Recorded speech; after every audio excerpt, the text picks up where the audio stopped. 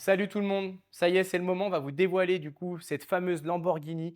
Donc après la Lamborghini Countach, place à la Lamborghini Essenzai CV12.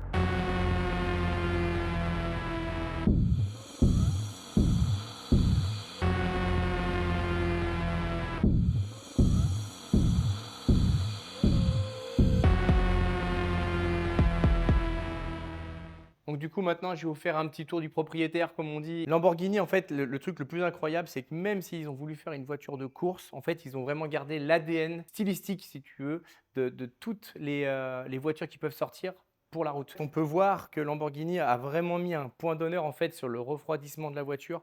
On peut regarder cet énorme ventilo qu'ils ont mis. Plus en fait toutes ces aérations, celui que vous voyez là, c'est pour refroidir les pneus, pour refroidir les freins, pour faire refroidir en fait directement les carters d'huile et en fait aussi toutes les aérations que vous voyez là, en fait, c'est pour avoir l'appui à effet de sol, on appelle ça. C'est-à-dire qu'en fait, l'air va venir appuyer la voiture. Plus elle va vite, plus la voiture, en fait, va être ventousée au sol et elle va pouvoir prendre des vitesses de passage en courbe juste monstrueux. C'est juste dingue. Et après, autre petite chose, et moi je trouve que c'est là où on voit la minutie en fait que la Squadra Corse a mis dedans, c'est regardez-moi ces rétroviseurs. L'aérodynamisme, même ici, ça rentre en jeu. C'est-à-dire qu'ils ont pensé à tout, quoi. Regardez-moi cette ligne-là, regardez-moi ça. En fait, vous savez, il y a plein de petits détails sur les vidéos ou les photos que Lamborghini a pu nous présenter, on n'y voit pas forcément. Et quand une fois qu'on l'a en vrai, moi typiquement, j'aimerais pas la faire en PPF, quoi. C'est une voiture qui est tout simplement pensée de A à Z au niveau de l'aéro, quoi. Du coup, maintenant, on passe sur la partie côté de la voiture. Ce qu'il faut savoir, c'est que déjà, à l'arrière et à l'avant, les jantes ne sont pas de la même dimension. À l'arrière, c'est du 20 pouces. À l'avant, c'est du 19 pouces. Au niveau freinage, c'est un truc de dingue, hein. Donc, du coup, développé par Brembo, comme quasiment toutes les voitures de course à l'heure actuelle dans n'importe quelle discipline. J'imagine que ça freine, ça, j'en suis persuadé. Voilà. Après, d'un point de vue ABS, en fait, sur le volant que je vous montrerai tout à l'heure, en fait, ils ont un réglage de 1 à 12 positions en fonction du pilote, de son niveau et surtout de l'appui qu'il veut avoir ressenti pédale. C'est vraiment poussé, quoi. 12 positions sur l'ABS, donc c'est juste dingue. Quand on retrouve du coup cette énorme prise ici sur le côté, en fait pareil, hein, toujours pour l'effet de sol, pour essayer de la caler au plus près du sol. Et ensuite ici, l'air pour refroidir ce monstrueux V12, parce que je pense qu'il en a énormément besoin en fait pour tourner sur des courses longues. Une fois qu'on regarde cette voiture de côté, on se rend compte en fait de la longueur de la voiture. 5,30 m quasiment. On appelle ça l'effet long tail, comme je vous disais tout à l'heure. C'est-à-dire qu'en fait, la voiture, elle a une aéro en fait ultra prononcée, très très légère sur l'avant et elle est très très plate pour en fait avoir le CX le moins élevé. Et regardez-moi ça, la longueur. Regardez, mon envergure, ça fait 1,80 m.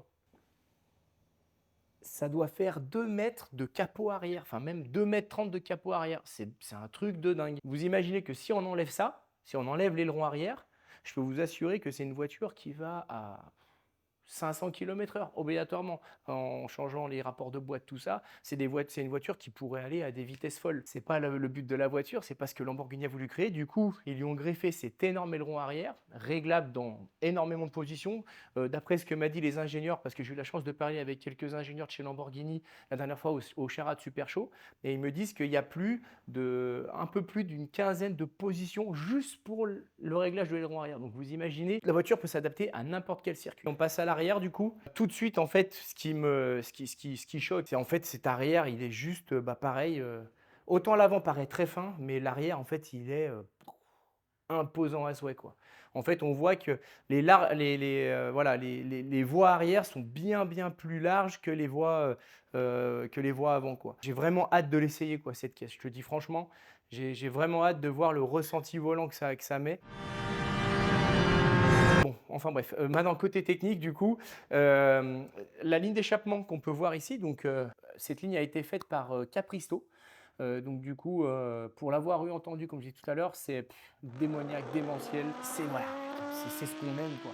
C'est vraiment le vrai bruit du V12 full tube qui lâche des flammes comme ça à chaque rapport.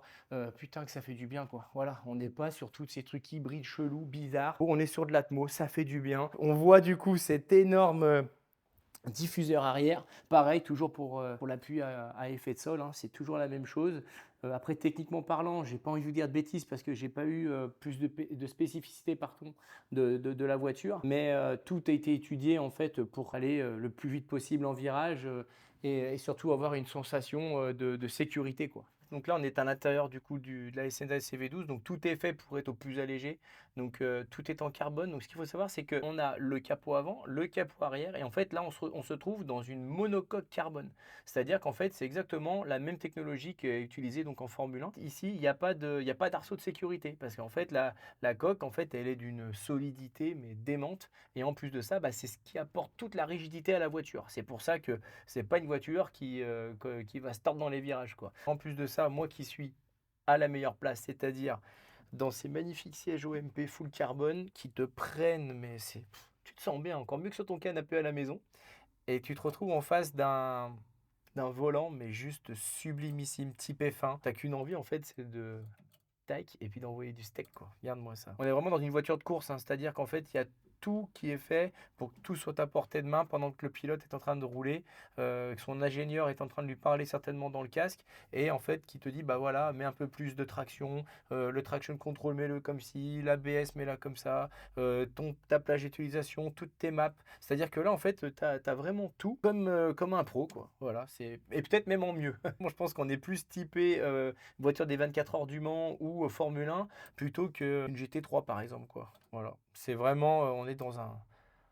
Tu peux pas faire mieux que ça, hein, en vérité. Je pense que c'est une voiture qui pourrait être homologuée pour faire des vraies courses elle en gagnerait, quoi. Je vous fais une petite présentation rapide du volant. Du coup, ici, on retrouve le bouton en fait pour faire le réglage du différentiel. Ici, c'est le bouton quand le pilote veut parler directement à son team. Ça, c'est un bouton qui est programmable, donc en fait, le pilote peut le désigner comme étant un bouton bah, qu'il a décidé d'avoir. Ça, c'est pour passer en neutre et pour pouvoir du coup passer la marche arrière. Ensuite, ça, c'est le réglage de l'ABS, donc l'ABS 12 positions que je vous disais tout à l'heure.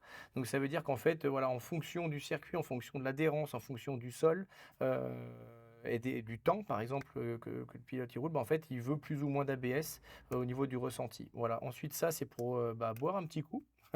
Ensuite, ici, ce que vous pouvez voir ici, donc ça, c'est le réglage de l'embrayage. C'est un 6 positions. Voilà. Ensuite, ça, c'est le réglage des essuie-glaces. Ensuite, ça, c'est les maps différentes que les ingés rentrent directement dans la voiture. Donc, en fait, en fonction, pareil, hein, du circuit, du temps, de l'adhérence.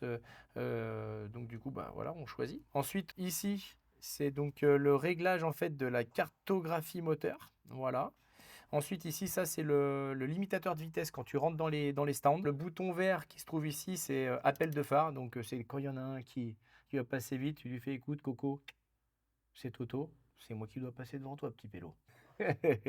Voilà, ensuite, ça, c'est les feux de détresse. Donc, ça, c'est quand, du coup, le mec que tu as voulu dépasser avec les appels de phare, il t'a fait un petit qu'est-ce qu'il y a, cousin, bim, et bah, du coup, bah, tu finis dans les graviers, et bah, du coup, tu mets les feux de détresse, quoi. Voilà. Et ensuite, le dernier, et qui n'est pas des moindres, donc celui-ci, le petit bleu, c'est le traction control. Pareil, 12 positions comme l'ABS, et pareil, en fait, c'est pour avoir un meilleur ressenti en sortie de virage, et pas se faire non plus des grosses ferrures avec les 830 chevaux qui arrivent plein gadin dedans, quoi. Derrière, donc le shift down, le shift up, donc bah, on descend les vitesses, on monte les vitesses. Et petite spécificité de cette voiture-là, c'est qu'en fait, on peut le faire aussi dans l'autre sens. On n'est pas obligé de toujours venir vers nous, on peut aller côté route pour passer la vitesse. Donc en fonction du volant, de l'angle de volant que tu as, des fois ça te sert bien de pouvoir juste donner un à-coup comme ça. On va passer à cette petite partie ici. C'est souvent en fait utilisé juste avant de partir. C'est tout des réglages plutôt, je dirais, que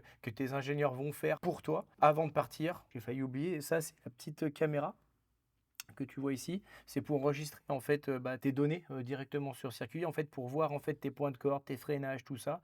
En plus du coup de la télémétrie qui est enregistrée dans la voiture, tu peux mettre une image du coup sur ta télémétrie et ça aide énormément les pilotes et les ingénieurs à trouver les meilleurs réglages pour le pilote et pour bah, surtout du coup bah, améliorer les chronos, quoi. Et quant à ça, c'est caméra arrière parce qu'il y a une caméra qui se trouve derrière et ensuite ici on peut voir les petites lettres de shift.